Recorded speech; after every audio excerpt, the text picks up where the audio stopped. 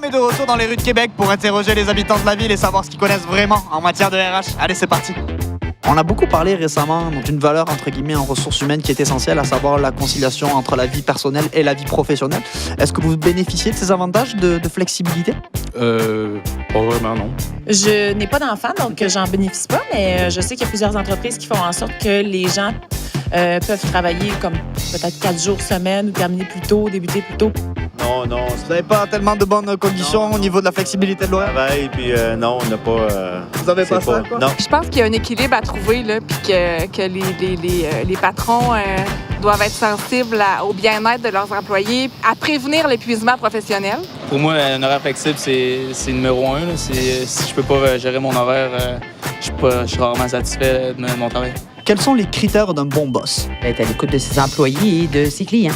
D'être d'ouvert d'esprit, de laisser de la liberté à ses employés, de permettre aussi l'avancement. Je pense que c'est important. De voir la personne évoluer dans son entreprise. C'est pas une personne qui dirige, c'est une personne qui lead. C'est totalement différent. Moi, je pense que c'est beaucoup l'écoute.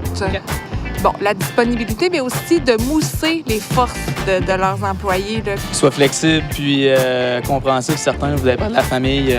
Je me dis que moins je m'en vais les voir, mieux ça se passe. Mieux c'est comme ça, t'as la paix, puis tu peux pas venir te tanner pour n'importe quoi. Vous, en termes de formation, est-ce que vous en avez bénéficié récemment et dans quel contexte c'était? Je les ai prises moi-même. OK. C'est pas nécessairement au niveau de l'employeur. Dans mon domaine, c'est bien d'avoir toujours des atouts particuliers pour se démarquer. Puis moi, régulièrement, je dirais à peu près aux 3 ans, j'essaie de suivre un cours pour question de m'amener ailleurs.